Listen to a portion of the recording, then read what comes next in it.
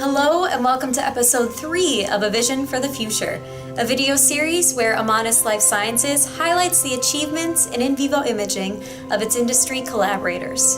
Today we are speaking with Dr. Andrew van Praagh. Andrew is a lab manager at the Preclinical Imaging Lab at Bruker Biospin, and he's also worked in the field of multimodal optical imaging for over 7 years.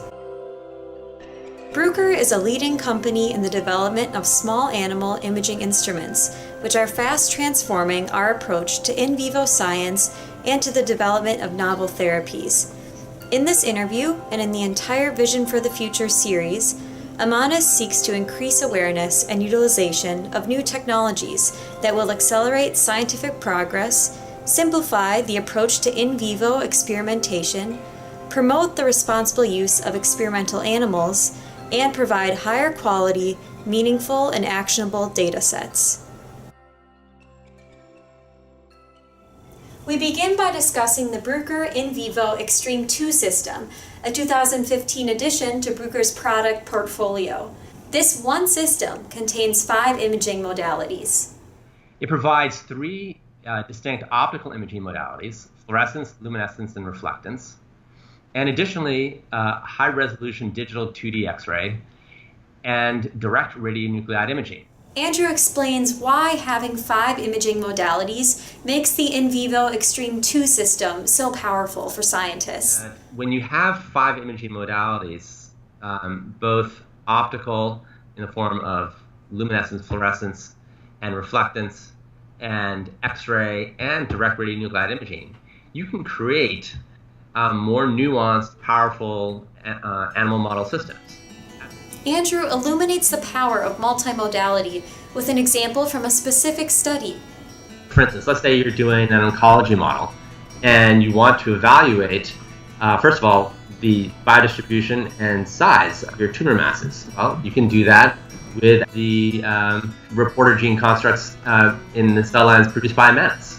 So if you wanted to make use of a lung adenocarcinoma cell line, the A549s, and knowing that they produce fluorescence and luminescence, you could, in one experimental template, use the firefly luciferase expression of these cells to detect the location in vivo by luminescence. And let's say that you then wanted to go ahead and evaluate a therapeutic not only for its efficacy, but for its overall PK/PD. You could do this by tagging that therapeutic with a fluorescent probe. And in your animal model then, you would do sequential luminescent and fluorescent imaging, probably followed up by X-ray imaging, and then do trimodal co-registration of those data to determine the location of the tumor, the location of therapeutic, all with regard to the anatomical structure of the mouse. Even if you have the most sophisticated equipment at your disposal, the quality of imaging reagents is vital to achieving superior results. Quality of the imaging reagents is essentially the difference between data and no data, right? In fact, Andrew explains that he and his team will run in vitro serial dilution of various different cell lines to look at the flux rate of each and decide which cell line to go with. He tested the murine melanoma cell line and A549 cell lines from Imanis. He found these cell lines to be noticeably stronger in constitutive luciferase expression.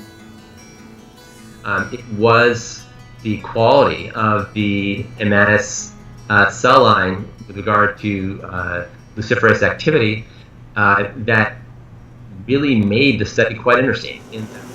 With quality imaging reagents and sophisticated equipment, non-invasive imaging is an extremely powerful tool. But even so, it has its limitations that scientists and engineers are working to overcome. Andrew describes what he perceives to be the largest challenges facing non-invasive imaging today, and how he and his team are working to overcome them. Right. Well, the largest challenge really has been able to provide a multimodal architecture for preclinical non-invasive imaging. That includes both the optical modalities and the anatomical modalities. So when we're looking at the ability to combine optical and PET with X-ray or CT, as a for instance, that has always been a challenge. And Bruker right now is pushing the envelope by developing PET-MR systems that will bring together both the metabolic data that's provided by PET with the anatomical framework that's provided by MR. Andrew discusses the powerful opportunities to combine nuclear and optical imaging. The potential for synergies are really unlimited, and even can be further expanded when you go ahead and use nuclear genetic reporters like the sodium iodine symporters that are expressed in various Imanis cell lines. So this is the future. This is the area in which I personally, at the Bruker Imaging Facility Lab, will be exploring the use of the convergence of optical and nuclear. Thank you very much for watching. If you'd like to learn more about the In Vivo Extreme 2 system or what Bruker is doing to advance non-invasive imaging, explore the links in this video's description. You can also learn more about the study Bruker conducted using Imanis cell lines. View those very same cell lines that Bruker used and our complete catalog of reporter gene cell lines, lentiviral vectors, antibodies, plasmids, and oncolytic viruses, all on our website. We are proud to offer custom product generation and contract research if no products in our broad range fit your specific needs. We thank Dr. Andrew Van Praagh for sharing his expertise, and thank you for watching.